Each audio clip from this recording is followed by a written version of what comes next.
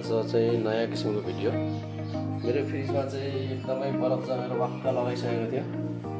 2-4 दिनसम्म मैले ट्राई गरेँ, भएन।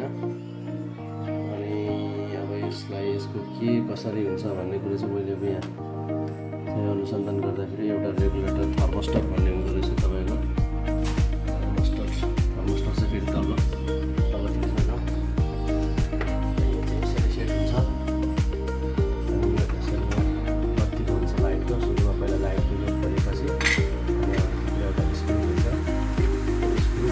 निकाल्ने बित्तिकै अलिक जुम गरिदियो क्या, अझै अलिक तलबाट स्क्रु यो भित्रको यो खोलिसकेपछि यो यसरी तान्ने बित्तिकै सर्लक्क आउँछ। अनि यो भित्र एउटा रेगुलेटर, यो थर्मोस्टेट मिडियम, हाई र लो भन्ने हुन्छ चिसो बनाउने।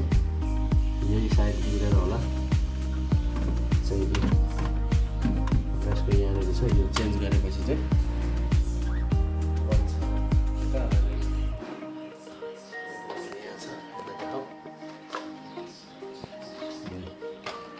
यो फ्रिज चाहिँ अब यसको सेटअप भनेको तपाईँको कोन्का, हेर्नुहोस् है, कोन्का फ्रिजको सेटअप चाहिँ यसरी गर्न सकिन्छ भन्ने कुरो चाहिँ सर्च गरेर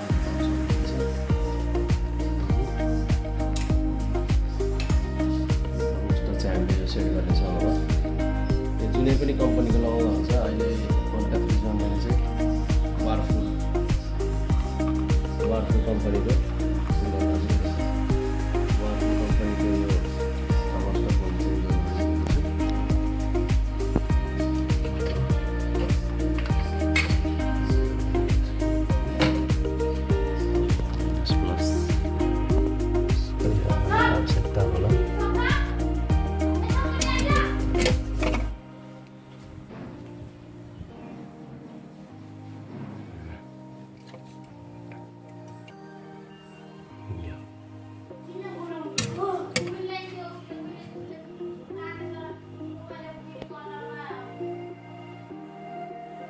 थर्मोस्टेट लगाइरहेको छु साथीहरू।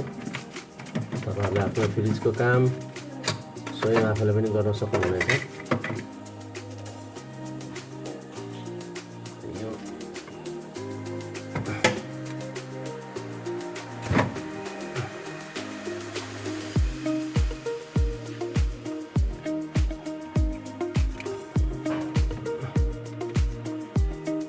अब चाहिँ भने मैले यो भित्रलाई मजाले सेटअप गरिसकेको छु।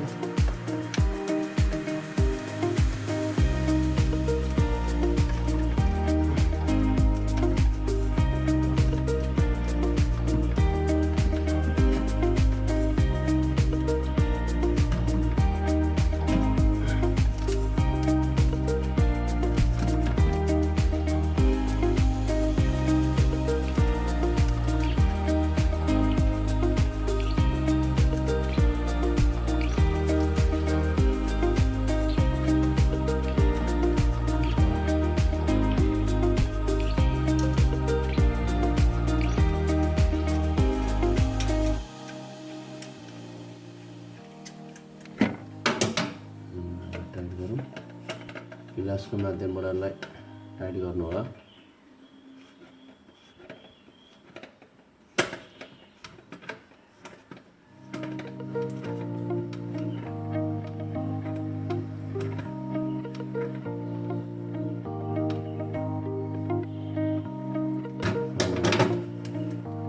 टाइट भइसकेको अवस्थामा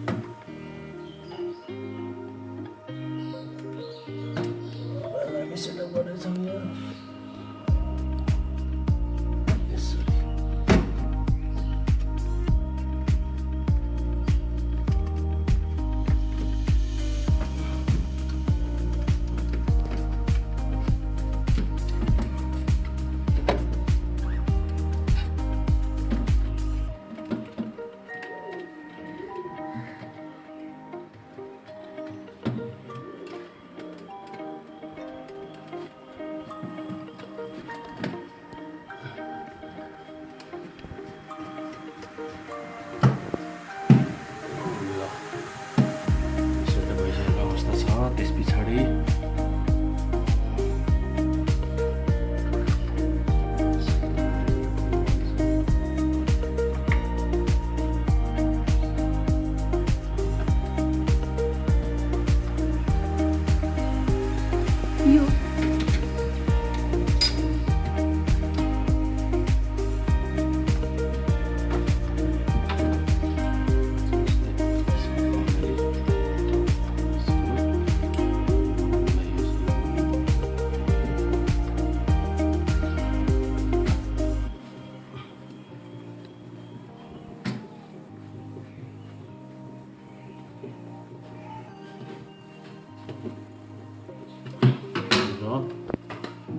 अन्तिममा यो ग्लास यो लाग्दैछ। हामी हाम्रो फ्रिज स्टार्ट गर्नेछौँ। यताको अवस्था यहाँ हेर्नु हो, यहाँको अवस्था यस्तो छ।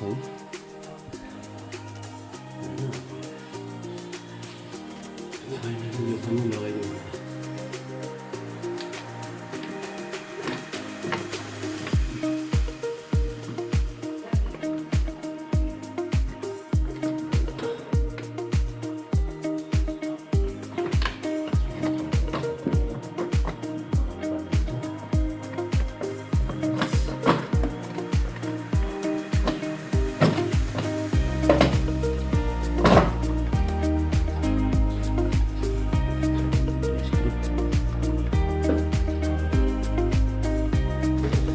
साथीहरू यसरी एकदम चिसो हावा चलिरहेको छ। मैले यो बिहान बनाएर गएको थिएँ, अहिले चाहिँ बेलुका यसको हेरेर चाहिँ चिसो एकदम चिसो हावा चलिरहेको छ। तर गरम भने त्यो हुन्छ भित्र जमेको छैन। यो चाहिँ हाम्रो थर्मोस्टर नै बिग्रेको रहेछ। तल पनि एकदम चिसो फालिरहेको छ। यही नै हामीले अघि चेन्ज गरेको थियौँ। र साथीहरूलाई म के भन्न चाहन्छु भने बिजुली सम्बन्धी ज्ञान छ भने यस्तो काम गर्नु होला। नभए यदि बिजुली सम्बन्धी तपाईहरुलाई केही ज्ञान छैन भने प्लिज यो काम बरु 2-4 हजार बढी नै लागोस्, मिस्त्रीलाई बोलाएर काम लगाउनु होला। यदि तपाईलाई यो सम्बन्धी हल्का नलेज छ, बिजुली सम्बन्धी नलेज छ भने मैले देखाए अनुसारले तपाईले काम गर्नु होला। जुन 5000 6000 मा हुने काम छ, त्यो काम तपाई आफै एक्सपर्ट पार्ट ल्याएर